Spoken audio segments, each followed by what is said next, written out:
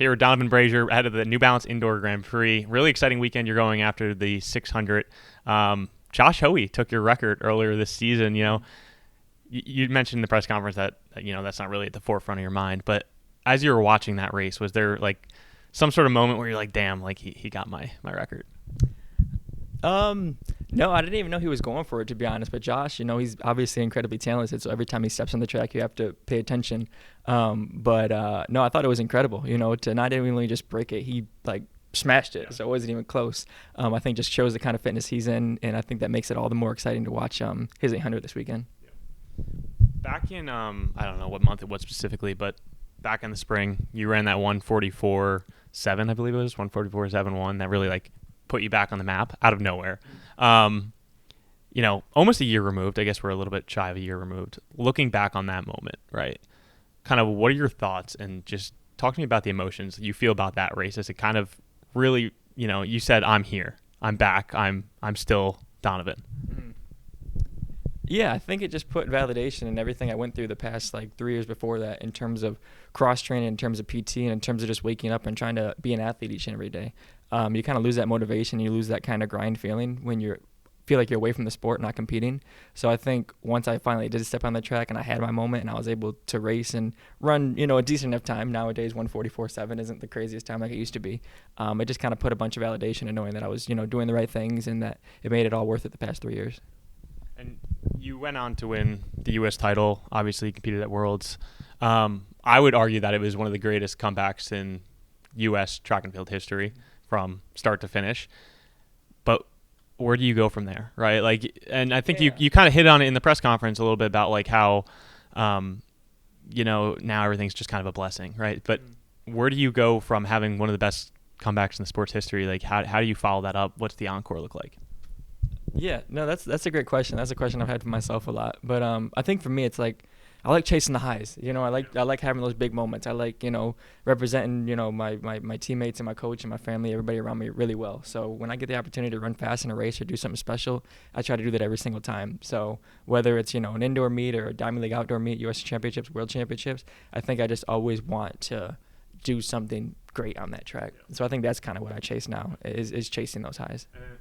What is the season? Obviously, it starts here.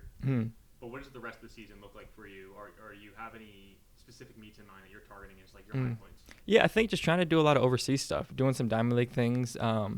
Maybe do a camp over in St. Moritz or wherever it might be, and bounce around from Diamond Leagues over there would be my ultimate goal, because I think that's what I miss most about running professionally, or being away from it for so long. So just trying to get in these high quality meets again and be competitive with the best in the world. And obviously, you mentioned kind of those Diamond League meets. Is there a specific race? I mean, is there a specific Diamond League meet that's your favorite, right? I've only been to 3 of them, and it was such a different environment. And you go overseas and you're these European fans are crazy. Yeah. They love the sport. Is there a specific environment that you're this is what I'm looking forward to? That really sticks out from, obviously you didn't really go overseas a ton last year. So, is there a specific one?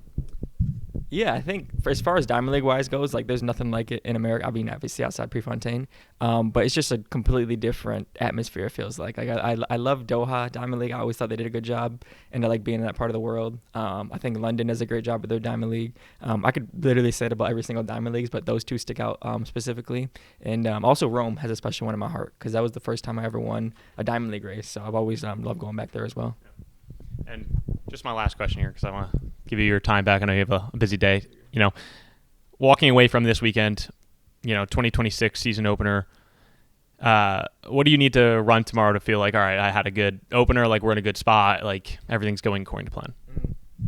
Well, fortunately, it's a steep enough event. We have really good guys in it where I can kind of base my results and placing off of how I feel. These are really good guys, and when you get the opportunity to try to beat them, I think it puts you in a good place. So I'm just going to try to go out there, be competitive, beat as many guys as I can, and use it as a stepping stone towards Melrose next weekend and potentially indoors the rest of the season. So. And I'll actually have to follow up there, because Melrose, it's Melrose, and the fields look so good. USA is it's the finals, but no, it's a good meet. Yeah. What are you looking for next week as well? So Melrose Games, indoors or outdoors, is like one of my favorite events ever. I love going to the Armory. I love going to New York. And they always do a good job of making really steep fields, so I love that about it too. But I'm just looking forward to being back at the Armory, being close to like the fans and stuff like that, and just enjoying the atmosphere and everything about it.